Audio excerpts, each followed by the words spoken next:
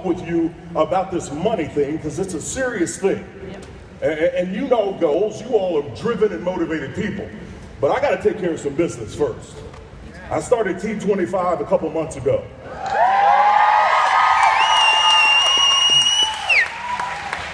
Sean T made me pull muscles I forgot I had. Is he here? Yeah! Okay, because I woke up at 2 a.m. with a Charlie horse the size of a small child. You've been there, you know what it's like. Limping around, and then I stepped on a Lego, went down like I was shot. With Sean T, that night I cussed him. Y'all cussed him too, don't look at me like that. But it's a good kind of cussing, ain't it? Because he handles business. But that night I said, if he was here, I'd whoop him. And then I thought about it. A man that can move that much while talking has some stamina. Probably don't want to fight him. So if he's in here, I was just playing. Don't you come up here on this stage, Sean T.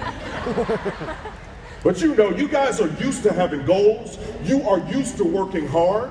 You are not scared. But here's the deal. I want to tell you this. A dream without a plan is called a wish. And that's truth. And we got to have dreams, but we got to have a plan for those dreams. You all are helping people all around the United States and internationally with their physical goals. T25 has got me believing I can get high school skinny. All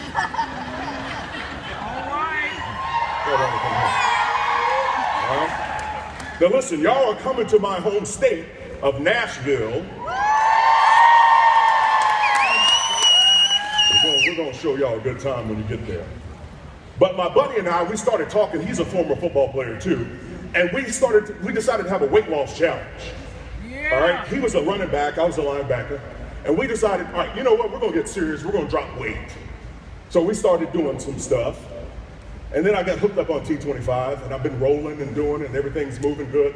But he and I decided we were going to make a little wager on this weight loss challenge. So we both put up $500. Now, you know you all, I'm about money, right? I've got 3 young boys. They're 7, 8, and 9. Pray for us. I'm telling you, I think they got a supply of Red Bull or something up in the room. I don't know. But they move a lot. All right? How many of you all have kids? Raise your hand. Okay, you know, how many have 3 kids or less? All right, put your hands down. 4 or more. 6 or more. Oh, you fertile.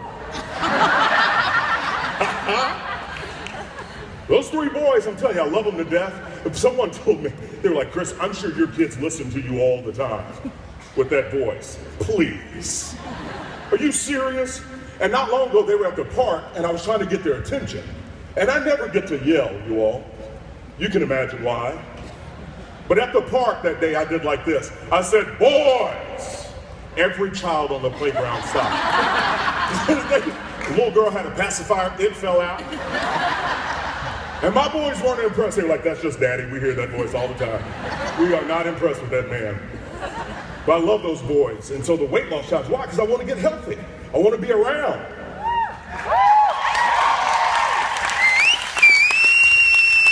My wife knows something happens to me, she's going to be getting a lot of life insurance money to find her second husband. I'll haunt both of them. Put that out there. I'm just playing. So we put that weight loss challenge, and here's the deal. You know, when you're trying to get serious and make progress, there are some pretenders programs out there, not named Beachbody, right? Yeah! And they suck, right? All right. And so you plug in on something, why? You got to get the effort. And that's why we can't just sit around on the couch wanting to get healthy, and we can't sit around on the couch wanting to win with money. Now, some of you are making $200 to $500 a month in this business because you're starting to grow it and move. Yeah. Some of you are doing $10,000 to $15,000 to $20,000 a month. I don't care where you are in that continuum, but you all are motivated people. Yeah. So that means you're going to go up. Your income's going to increase. But what's your game plan? Now, they call me the money coach to the stars. I've spent a lot of time in Hollywood, working with entertainers, musicians, pro athletes all over the country. I've seen people do stupid with money like you couldn't believe because they didn't have a plan. Raise your hand if you've ever done something stupid with money. Some of y'all did stupid last night, playing the blackjack table. And so you look at it and you think, we've all done something stupid, but what's the deal? Well, you gotta have a plan. As I just told you, if you have a dream without a plan, it's called a wish. So you've got to begin to move forward and plug in regardless of how much you make. Now, some people will tell me, Chris, I'll start to plug in once I make more. No, that's not the key. You've got to be able to start to tell money where to go instead of wondering where it went. Now you look at that, because if you can't manage $20,000 a year, what makes you think you're going to manage 30? You won't. And so you have to start to think different, and that's why I'm here. I want you all to think differently about money moving forward, because I have my motivation. Those 3 young boys and my wife are my motivation. I want to make sure that we have a legacy. I want to make sure that I do things as a father that take care of my family. And that's what I want to coach you on today. Now, I know you all are coaches. You help people all the time. You help motivate them. Well, today I'm coaching the coaches. Because at the end of the day, I want you to have something to show for your hard work. Because too many people don't. Now, I'm going to show you a few slides. 64% of Americans couldn't cover a $1,000 emergency without borrowing money. $1,000. And you look at that, 64%, that's a high percentage. That means how many of you are homeowners, raise your hand. Okay, you know it doesn't take long to get to $1,000. A plumbing situation, a roofing situation, all of those things right there will get you right to $1,000 pretty quick. This next slide is the one that blew me away. 70% of Americans are living paycheck to paycheck and believe that more income is the only solution. Now, I don't know about you, but I love money. I've been dealing with money for like 20 years, okay? Contrary to what you think, I'm in my late 30s. Late 30s. Oh, hell, I'm lying. I'm in my early 40s. But you look at this and you start to think, what's 70%? That can be a hard thing, right? But here's the deal. 7 out of 10 people are living paycheck to paycheck. And I want to bring it a little bit closer to home for you so you can start to understand this. Think of 10 of your friends. You got 10 of them in your head? 7 out of those 10 friends are living paycheck to paycheck. That means if one check doesn't show up, they have a situation. You want to bring it closer to home? Think of 10 of your family members. 7 out of 10 of them, on average, are living paycheck to paycheck. I want to change the game. I want people to start to look at this and realize a few things. That to build wealth, I've got to take some steps. It's just like a T25. You got to focus, right? You got to get serious about it. And that's what I want you all to do with your money. Now, some of you aren't going to listen. Some of you are looking at your phones, playing around, and that's okay. Go to my Facebook page, say my hair looks good, okay?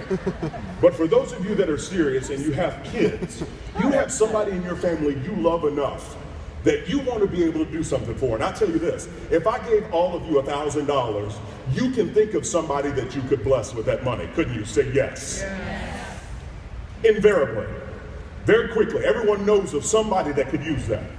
What I want to do is change the game. That it doesn't have to be someday you wish you could help somebody, but actually you get to help yourself, your family, and the people you care about just because you plugged into a plan. And here's the deal. I guarantee you all, with the effort you give working Focus T25, the focus you give with P90X, all the focus you give on all of the programs, if you will focus on your money in that manner, I guarantee you will be a millionaire. Now, some of you haven't said, well, I saw the program yesterday. Did y'all see the millionaires up on stage say yes? Yes. Do you want to be one? Yes. Is it just going to happen? Say no. No. You got to work. And so we look at this. I'm going to take you on a process to show you exactly what you're going to have to do. Now, I want to show you this. We're going to talk about, hold on, I want to back up one. We're going to take a journey. How many of you have been on vacation before? How many of you have been on vacation with kids? Oh, Lord. That's the situation, isn't it? My wife decided, we're living in Tennessee. By the way, I married way up. No, I mean way up. If you met my wife, you would say, oh, bless her heart, does she have a seeing problem? Or is he just one hell of a salesperson? Let's go with number 2. I closed that deal, I ain't gonna lie. College sweetheart. But she decided with those 3 boys, all under the age of 5, that we were gonna drive to Atlantic City. 15 hours with 3 young kids. Now, as you can imagine, I tried to make all kinds of deals. I'm like, baby, we will transform the backyard into a beach. I will bring in sand, palm trees, I'll do whatever. Let's not have to do this. And she goes, no, we can do it. It'll be a lot of fun. Have you ever been in an argument with your spouse while driving? Yeah, that's not fun. The kids are in the back screaming. That's not fun. 15 hours. We split it up. But to take that journey, we were going to have a game plan. Like, we needed to have a process. We just couldn't blink like I Dream of Jeannie and just pop up in Ocean City. We had to have a plan. The plan is the thing I want to give you today, because that's what you have to win with money. We wish, we hope all the time for things to just work out with money. And if you don't follow a plan, it's not going to happen, I guarantee you. So if you plug into this, now I'm going to tell you, I guaranteed you the results. This is the same plan I've walked through with millionaires. This is the same plan that I will fly next week to New York to sit down with another millionaire to walk him through. So I'm going to give it to you. I ain't selling it to you, I'm going to give it to you. But I want you to plug in. Can you do that? Say yes. So here's the game plan. You got notes. Hey, you got this on your app. Some of you, y'all, you got little laptops and everything. You're on the ball. Did you take a picture of me yet? I don't. Behave, I'm married, honey. You quit that. But listen, on your app, you've got my presentation. So I want you to go to it on the phone, the Coach Summit app, pull it up, and you're going to be able to walk through these plans, this tip. And if you've got family and friends, I want you to share it with them. Because see, as a former banker, I thought it was more sophisticated to win with money. Making 6 figures and not having much to show for it. Why? Because I let stuff get in the way of my work. I was hoping things would work out instead of planning for them to. So baby step number 1, we're going to walk you through steps. They are baby steps, and the reason why we call that is that we're going to do one thing at a time. The problem is, in this day and age, we got so many things buzzing, ringing, and dinging, we can't focus. We are an ADD culture. Squirrel. We can't focus. I saw a man the other day driving to work. He was eating a bowl of cereal while shaving. I quickly got away from him. Because he's an accident about to happen. Why? He ain't focusing on the road. So step 1, baby step 1, we're going to walk you through these one at a time. Don't try to do 9 things at once. You're going to be ineffective in most of them. So the first thing you want to do is get a $1,000 emergency fund. Now, I tell you this because as you get this $1,000, what's going to happen is life, when it comes up, you're going to have a game plan to deal with it. You're not going to be surprised. Watch this. How many of you have had an automobile-related emergency in the last year? Raise your hand. Look around the room. Put your hands down. You look at that and you think, yeah, life is going to happen. But if you're not prepared, then what happens is we end up reaching for credit cards and things. And those things aren't your friend. I'm going to come back to that in a minute. So what I want you to do is get $1,000 saved up, and I want you to put it in a money market type of account. Now, a money market is something that your bank, every bank can do a money market account. What it is it's going to give you a better rate of return than a simple savings account. Savings accounts are terrible. I mean, they're interest. You're not going to earn much. But a money market is going to give you a better rate of return, and your money is going to be safe. We're not investing this money. This is money that's going to sit there. So if we have an emergency, a flat tire, needing a battery, whatever it is, you have money now to go do it. 80% of Americans don't have money just sitting. As a culture, we spend $1.26 for every $1 we earn. Now, I'm not a mathematician, but that ain't a good thing. So if you have this money saved up, you're going to be able to breathe a little bit easier. You're going to relax. Now, people say, well, Chris, how do I get this $1,000? Well, I'm going to tell you, the first thing is by working. The second thing is sell some stuff. We got stuff. Did you all know that storage units didn't come around until like the 70s? We got so much stuff that it's too much for our house, so we got to go rent space to put stuff that we go visit. And so you think about that and you go, I got some stuff around the house that I could sell. And you start to look in your attic. Like me, I had 3 sets of golf clubs. By the way, I suck at golf. No, I look good, y'all, I ain't gonna lie. I got my little hat, shoes, right? I look like I know what I'm doing until I swing. And the ball goes 300 yards, I just don't know where it went. Okay, it's a problem. So I thought, you know what, if I sold 2 sets of those golf clubs, that could be money we could use for our emergency fund when we started getting serious about it. So my tip to you is when you go home, I want you to find stuff to sell. Now, hear me, wives especially, don't go back selling your husband's stuff. My wife was home making a list of my stuff. I'm like, no, you're supposed to make your own list.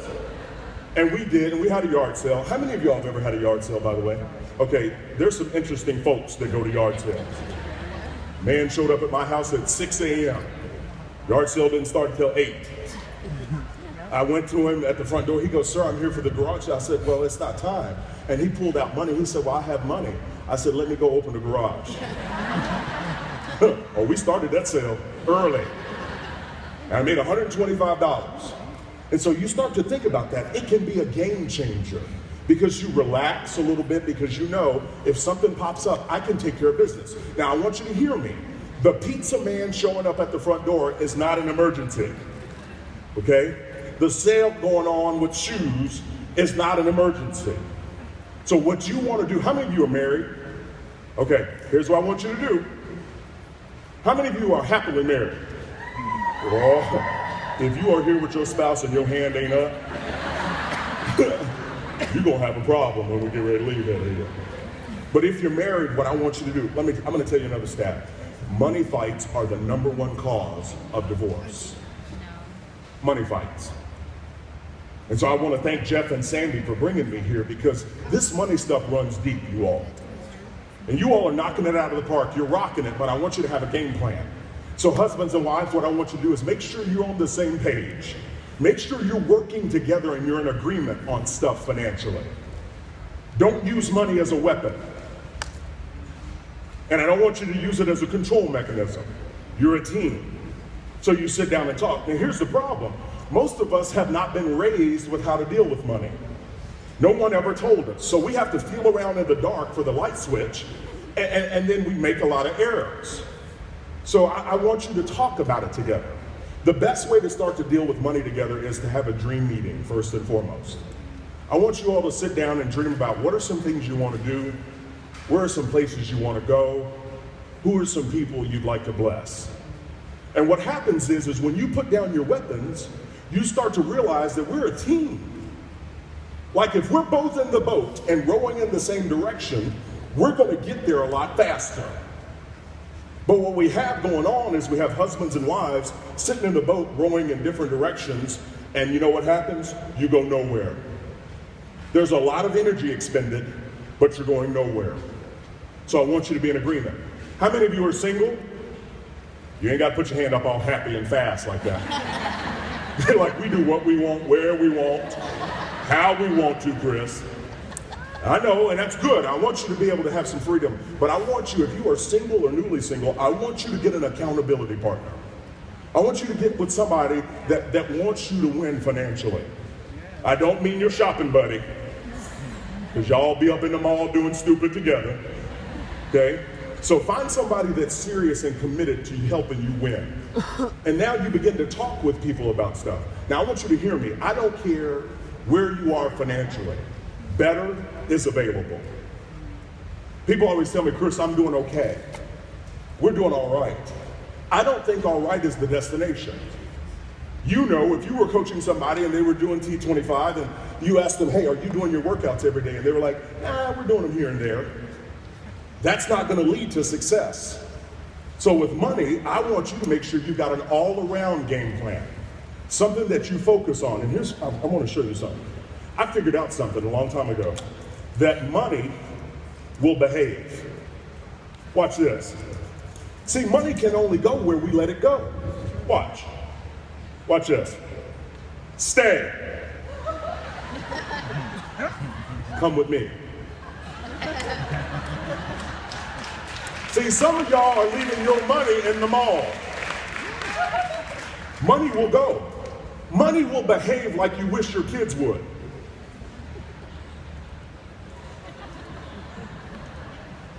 So you think about that. It will. It can only go where we let it. So if we take it out and we go in and we spend it on stuff and we don't have a game plan, we just turned our money into their money, because you end up leaving it with them. I want you to look at it. Don't have it be this thing that, oh, I don't know how it works. I know how it works. You work hard, you earn it. When you get it, you got to tell it where to go. You got to tell it to go toward that bill. You got to tell it to go towards your mortgage. You got to tell it to go to your savings. You got to tell it to go to your investments. If you don't tell it, it won't go.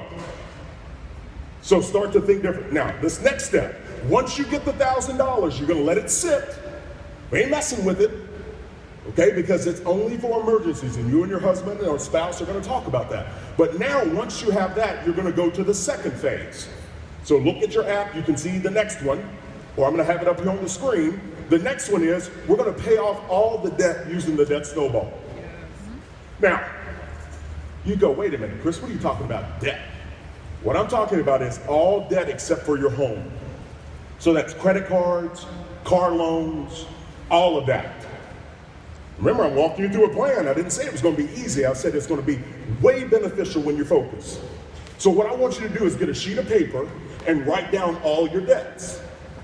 I want you to write down the credit card you got, if you have a student loan, if you borrowed money from your parents, whatever it is, lay it out there. Now, if you're not sure of what you owe on student loans, you've probably been getting a bill and haven't opened it. But you can also get a copy of your credit report. Now, hear me with this, and if you're taking notes, jot this down. There are 3 credit repositories out there: TransUnion, Equifax, and Experian. What I want you to do is get a tri-merge copy. I want you to get a copy of all 3 of your credit reports. If you're married, I want you and your spouse to get theirs. Sit down together and look at those and see, what do we owe? Where do we stand right now? Because see, we're going to start to eliminate that. Now, I found a visual of what credit cards represent and what debt represents. Anybody see these? Anybody get arrested last night?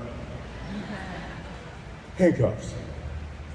I want you to start to look at debt as handcuffs. Because see, what it does is it keeps you from doing the things you really want to do.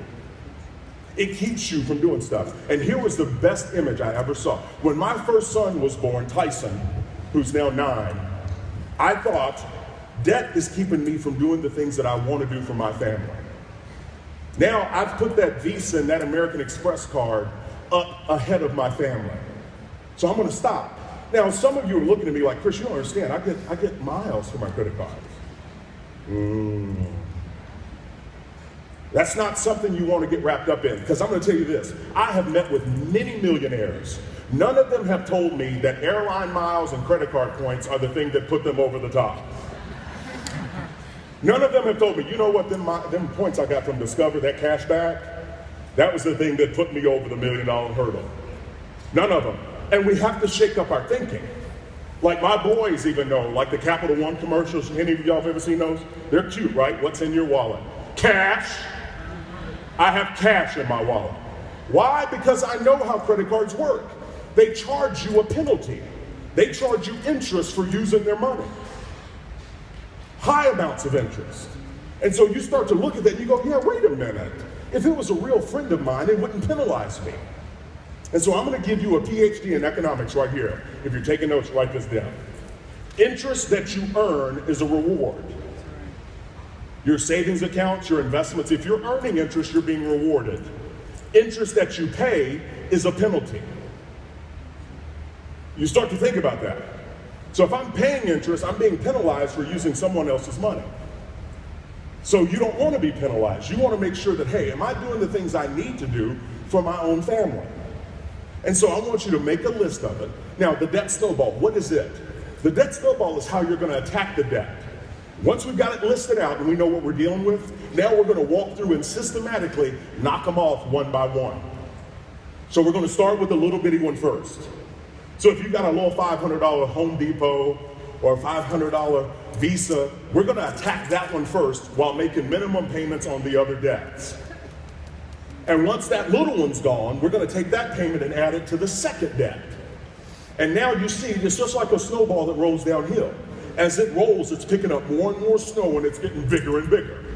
So as you do that, what's going to happen is you're going to realize that, my gosh, we're making more and more progress. Now, student loans, okay, it's a big deal these days. $1.2 trillion worth of debt we have.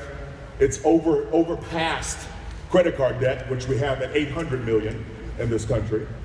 If you have student loans, it's going to take a little bit longer for those to be able to knock those out. But what we don't want to do is turn a blind eye to it. I had one client that I worked with, they had $300,000 in student loans to come out to make a salary of $50,000 as a social worker. They had got their bachelor's, master's, and PhD to be a social worker.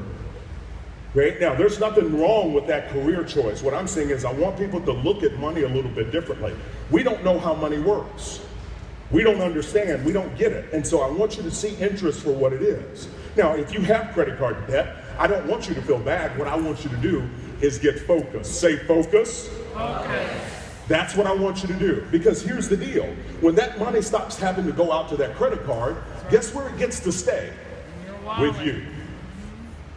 When it stops, and that's what debt does. Debt makes our income outgone. So what we want to do is, yeah, we're already working hard for this money. How do we get a chance to keep more of it with us? Now, I don't care how much you're making. If you're doing this and you're making $2,000 a month or $200 a month or $20,000 a month, you got to have a plan. You have to. And so as you look at this, you'll start to attack debt. And so what I want you to do, and some people say, oh, Chris, so what do we do if we have credit cards? I'm going to show you. I want you to, once you pay them off, call them and close them and cut them up. Because here's what you're saying when you do that. My money is staying with me. I'm no longer going to do that. And that's exactly what I did. My kids matter to me more than this piece of plastic. I don't want to belong to the debt country club anymore. My 3 boys have the right. And so I looked at it now. You can also look at some stuff to sell to get out of debt. I had a motorcycle. I'll tell you all this quick story. I'd been saving up. I got a motorcycle. My wife said, honey, you can get one, but promise me this, that you'll sell it when we have a baby. I didn't hear that part. I was like, yeah, okay, honey, whatever, and I'll go. Because, you know, the motorcycle, I love riding it because my hair can blow in the wind. Quit that. And so she said, promise me. So we found out 6 months, about a year and 6 months later, we were having a baby. And she goes, so are you going to sell the motorcycle? I said, huh? Have you ever done that to your spouse? Huh? Like it's going to make it go away, right? Huh? So I sold it. I knocked off 2 credit cards, an American Express and a Discover. Took back territory. Now that was $400 that wasn't going to leave me each and every month. I had just given my family a raise. See, we get so used to making payments, we don't really realize, hey, wait a minute. I've got a lot of money going out to these people. What could we do with this if it wasn't leaving us? And so you start to look at it. Another way you can give yourself a raise that I don't have on here, but it's also get on a budget. Okay? So type that in there, budget. Now some of you, as soon as you hear that word, you break out into hives. You're like, oh, you just said the B word. And if you don't like the word budget, here's the deal. Then I want you to get on a cash flow plan. See, all we're going to do, we're going to demystify this stuff because we think it's a lot harder than it is. We're going to start to tell money where to go instead of wondering where it went. So I want you to sit down. You don't need to buy any kind of sophisticated software. You can go you can get basic formulas, basic forms. You can go to DaveRamsey.com. That's the guy I'm partnered with and working with. You can get some free budget paperwork and a file to plug in. You just need to know, what does it take to run our household? How much is our mortgage? How much is our rent? How much are our utilities? Those basic things. Now, groceries are dangerous. And some of you all eat healthy, all of you, right? Eating healthy is more expensive, isn't it? Say yes. Yes. Right. Do you all have Whole Foods out here? Yes. Okay, or as I call it, whole paycheck. I'm telling you this story. My wife decided that the boys we were going to start drinking organic milk. As a family, we go through like 2-3 gallons in a week. Okay, my boys got strong bones, I guess. I don't know. But we went to Whole Foods, my oldest son and I was talking on the phone to my wife. I said, yeah, baby, we're going to pick it up. We got it. And my son said, whoa, Daddy. I was like, what's the problem? He said, this is expensive milk.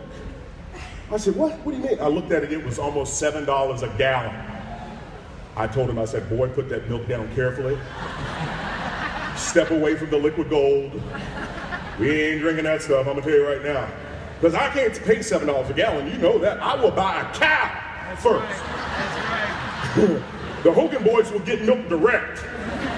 Put your lip on there, boy. You're good. Go on. Hey, Daddy's on a budget. But you know what I'm saying. But hey, groceries are dangerous. If you're going to eat healthy, we got to look at it and say, okay, if I'm going to eat healthy, then I realize I've got to cut back in some other areas. The other thing I want you to stay away from are these big shopping stores, grocery stores like Sam's and Costco's. You all seen those? Okay, you know the ones with a cart so big you need a CDL license to drive it. CDL's a commercial semi-truck license, y'all. And you know you got to be careful in there because you know there's a problem if you can go down aisle 1 and get eggs, but pick up a couch on aisle 2. That's not right. So you got to be careful. And you know you go in there hungry and you buy that 1,000 pack of egg rolls because they tasted good while you were there. And you come home and then the dog won't even eat the daggone thing. Why? Because you know, and we did stupid too. I'm going to be honest with you all. My wife, we were in the store, she texted me. She bought a jar of Jif the size of that podium. I'd never seen anything like it. She called me, she said, honey, come over here and help me get this in the cart. I said, get what in the cart? My wife is strong. She does taekwondo. She's an athlete. I'm like, you mean help you? What? So I come, you all, and I come around the corner down the aisle where my wife was. I thought it was a display. She was like, help me get it in the cart. I go, honey, that's too much peanut butter. And then her voice got deep. She was like, put it in the cart. And then my voice got high. Yes, dear. I was scared. She got mad. We put it in the cart. You should have seen me trying to get it home. I needed some straps or something, all right? But it was on sale, and we thought it was a good buy. And the kids, bless their hearts, they're so tired of peanut butter. No, I ain't lying, the boys, there was an unintended benefit from this peanut butter. I didn't realize this because it was so big. Like you couldn't put it in the cabinet. So we just set it up on top of the refrigerator. And the boys were like, Daddy, we want a snack. Because they eat everything. I was like, we got peanut butter. I was like, oh. So I went out and bought this 1,000 pack of spoons. And I'm like, go in there and get you a scoop. And so they would go get a scoop, and then their little tongue would get stuck to the roof of their mouth. And then it was quiet in my house for a little while. I was like, I love me some peanut butter. I ain't gonna lie. And the boys, they knew, because look, Mom and Dad got serious. When we started working together, we started doing stuff that mattered. And you start to get on the same page, and what happens is you look at stuff different. You know what we did? We realized we were spending almost $1,300 a month on groceries. And my wife said, honey, how long could we go without having to buy stuff? And I go, what do you mean? She goes, we got stuff in cabinets, corn, that can of lima beans that's moved with you 3 times, the little labels just hanging on, you know the one. And we pulled everything out of our cupboards. We pulled everything out of the freezer. And we realized we had enough food there that we could probably go a long time without having to buy groceries. Now I'm telling you this because this is another way to save you money. So if you're spending $800 to $1,000 a month or whatever it is on groceries, if you can eat what you got in there, you can start up and get almost to your emergency fund of $1,000. So we had to buy eggs and milk. Don't get me wrong, we bought those things. And we had some interesting meals. When you put peas and ramen noodles mixed with a little ground beef, that's interesting, I ain't gonna lie. But we did that because we realized, you know what? That money's not gonna leave us now this month. And we looked at things different. And eating out is the #1 zapper of someone's budget. So here's what I want you to do. I coached a guy last month. He told me he was spending $4,200 a month eating out. I told him you could have bought a chef, hired a chef for less than that. He had no idea. See, some of you out there like, ooh, that's terrible. You're spending too. That's right. So how do you control it? Well, here's the thing. I want you to get an envelope, just a white envelope. And I want you to put an amount of money in there per pay period, and that's what you're gonna use to eat out on. You're gonna look at your budget and say, okay, hey, here's what we're gonna do. We're gonna spend X amount, 300 every 2 weeks for eating out. And when you go eat out, I want you to pull the money out of that envelope. And guess what? When that envelope is empty, you stop. You can't eat out anymore until you get paid again. I'm trying to help you plug some holes in your budget. And we used to eat out on Sundays after church all the time. And our boys knew. They'd say, Daddy, are we gonna eat out? And we go, well, we gotta look at the envelope. And so when it was empty, I'd say, guys, hey, envelope's empty. They know that. They know what it means. And I heard my middle child, who's wired like me, and he sat back and he went like this. Guess we're eating more peanut butter then. I did like this. You sure are. And the jar we've had it for 2 years, it ain't moved. It's like down here. Now, I tell you those things because when you're looking to budget, it's not a difficult thing. It takes effort. So I want you to sit down. Now, I want to tell you this. It's going to take 2 to 3 months for you to get a budget just right. See, the first time, husbands and wives, I can guarantee you the first one's going to end in a fight. Why? Because you ain't never talked about it before. Everybody's nerves are on end. Guys, we use money as this to measure our value. Ladies, you look at money as security. And so if there's not enough money, the guy's ego is hurt. And if there's not enough money, the lady is scared. Well, let's get this right. His ego's hurt and she's scared. Oh, that's a love brew right there, isn't it? You can just strike a match and throw it in there on that. It's gonna combust. So here's what you do. You sit down and say, all right, Chris, you say, listen, the bald man told us it's gonna take us 2 to 3 months.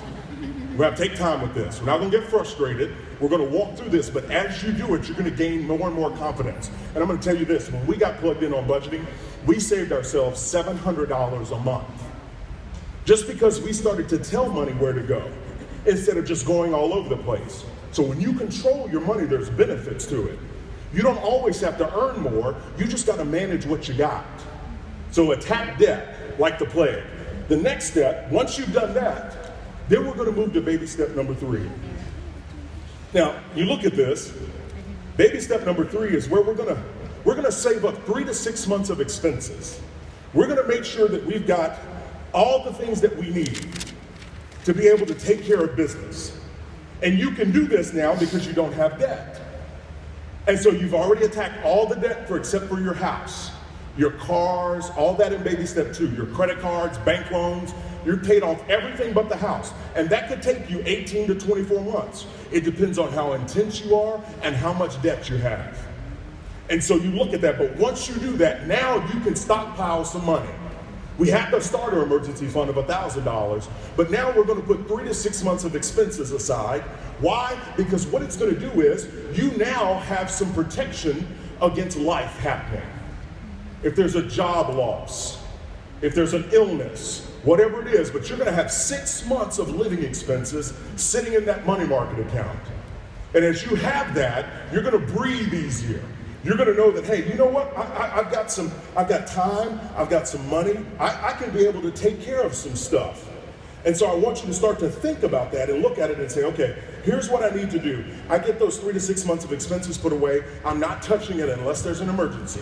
And here's what I found. When you have money put away, you sleep easier. Because an emergency fund makes a simple inconvenience out of emergencies. And so you're gonna let that sit there. We're gonna treat it just like the first emergency fund. We're not touching it. And so now that's gonna build up. Now people say, well, Chris, why are you saying 3 to 6 months expenses? Because it's gonna depend on your preference. Some people like having 6, others want 3. It's up to you. So you begin to look at that. Again, if you're married, talk about it with your spouse. If you're single or newly single, I want you to talk about it with your accountability partner. But that money sitting there is gonna give you a breath of fresh air when life happens. And a lot of people, I mean, imagine, if you had 6 months of your living expenses put away, how would you feel? How would you be able to focus on your job? You're gonna feel a little bit different. Why? Because you are focused. Now, once you do baby steps 1, 2, and 3, now you're gonna get to baby step number 4. Look in your presentation. Mike, we doing all right on time? Okay. So I'm gonna walk through these really quick. Now this is where we're gonna start to invest. Everybody's always talking about retirement, we wanna invest, we wanna start to put money away. This is where we're gonna do this. Now I want you to hear me. Retirement, I'm gonna tell you something. Retirement is not an age. Retirement is a financial number. So when you can get to your financial number, you can retire. So you gotta start to realize, what's it gonna take for us to retire? Well, it's gonna be a little bit easier to start to invest and do stuff now that you've taken back your income from the credit card places. So now you start to invest. Now I wanna ask you this. How many of you drive the speed limit all the time? Raise your hand. There ain't a hand up in here. Really, raise your hand. Seriously, if you drive the speed limit. 1, 2, 3, 4, okay. How many of you go 5 miles over the speed limit? Very few. How many go 10 miles over the speed limit? Okay, y'all got some heavy feet. How many of you go, I don't want to know how many miles over the speed limit? Y'all getting ready to get a ticket. I ask you that because it's all about our risk tolerance. How much risk are we willing to take? You see, the people that always drive the speed limit, they're not willing to take a lot of risk. The people that go 5 miles over, we all know the rule. They tell you if you're 5 miles, they're probably not going to get a ticket. 10 miles over, you open up the risk. But I don't want to know how many miles over, you really open up risk to get a ticket. Well, with investing, I want you to make sure that you're taking the right kind of risk based on you, your lifestyle, how close you are to retiring. And so I want you to do this for me. I want you to plug in, I want you to find an investment professional that has the heart of a teacher. Not your broke uncle, not your friend that doesn't know what they're doing. I want you to find somebody that's not trying to sell you stuff, but literally wants to help you. That's what the heart of a teacher means. So I want you to find that person. I want you to sit down with your spouse if you're married and begin to talk that stuff through and know what you've got to do to hit your number. As you do that, you're going to be better prepared. Again, husbands and wives working on it together. Now, I got something I need to back up and tell you that I want to make sure you get. If you're sitting in here and you don't have a will, I want you to get a will by next week. You have to have a will. You have to, especially if you have kids. If you don't have a will, I don't know about you, but see, Tennessee, we struggle to keep some potholes paved. And if I don't have a will, my kids are going to be turned over to the state. If we can't take care of a road, they're not going to take care of my babies. And the same for you and where you live, so you've got to have a will. You can go to uslegalforms.com and get a will. You can go to LegalZoom and get a will. You've got things that you can do. The second thing I want you to do, hold on honey, is get life insurance. I want you to get a term life insurance policy on you and your spouse. So you got to have it on both of you. We tell people to get 10 to 12 times your annual income in term coverage. So if you make $50,000 a year, you want to get $500,000 in term coverage. It's like $40 or $50 a month, as healthy as you all are. It's very cheap. But what insurance does is it's income replacement. God forbid something happens to you, you know exactly how much money is going to come to your family. And if you've got a spouse that's working inside the home, you need to make sure you get coverage on them as well. It's very, very important. And so as you start to do this investing, we tell people 15%. So husbands and wives, if you're doing 7.5% each outside of your jobs or with your jobs, but that's the number you want to be at. Now, all the other steps we did one at a time. But when we hit baby step 4 and we're starting to invest 15%, we're going to start to do some other stuff at the same time. This is the first time we've done multiple things because we've wrestled away our debt in baby step number 2. We've got an emergency fund in baby step number 3. Now we're going to start to invest. Next, what you're going to do is start saving up for college for your kids.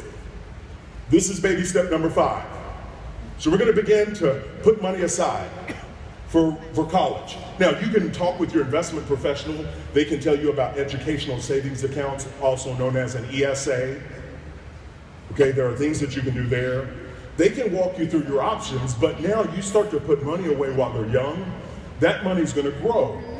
And now you're going to have an availability when the kid gets old enough to go to school, you'll be able to have money for it. Now, some of you are sitting out there and you've got kids in high school, or maybe some of you have kids in college, and you say, Chris, what can we do?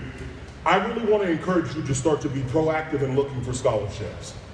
Really talk to the guidance counselor, talk to the people at school, and find out. Scholarships are available. We just have to get focused on seeking them out and really, really applying for them and being proactive. Now, once you're doing baby step 5, you're also going to click down, look at number 6. Now that we've got all the debt kind of taken care of, now we're going to begin to attack our home debt. Now we're going to not try to just, because the goal is not to just buy a home. The goal is to own that bad boy free and clear. And some of you, you know, with the total financial freedom, you've got people that are winning and doing that in here. But I'm going to tell you this, if you've got $1,000 a month going out on your mortgage, what could you do if that $1,000 wasn't leaving you every month? Think of how much progress you could make toward retirement. Think of how much progress you could make toward saving up for college because that mortgage payment isn't leaving you every month. And I want to encourage people to start to think a little bit different on this. And so attack that. Don't listen to any accountant that says, hold on to your mortgage for the tax deduction. No, that's stupid. Pay that bad boy off and get that payment out of your life so you don't have to be bothered with that. And then once you do this, you do the best thing you can ever do with money on baby step number 7, that's build wealth and give. And I tell you this because as you start to do it, you're going to be able to be a blessing to people. You're going to be able to do stuff. And I want to ask you this question. What could you do if you didn't owe anybody anything? You could do whatever you wanted to do. You could take those vacations you dreamed about. Why? Because you can pay cash. When someone in your neighborhood or in your family has a need, you can write a check. You don't have to. And so I walk you through this process because it's an amazing thing when you get that kind of freedom. You get free. You can do whatever you want when you want. And so I want to encourage you, don't get caught up in the traps of today. They tell you you need to have the latest, greatest thing. If you've got a car that runs, drive it. They're going to come out with a new model every year. Don't get caught up in that payment. Don't do that. You start to look at stuff a little bit different. And I tell you this, the biggest thing you could do as we get ready to wrap up here, as you work through this plan step by step, I'm going to tell you this, it works. We've helped millions of people plug in. And young people in here, I want you to focus. Don't you give up. I want you to stay committed. I don't care if you're making $1,000 a month or whatever it is. Manage that to the best of your ability. And when you do, things change.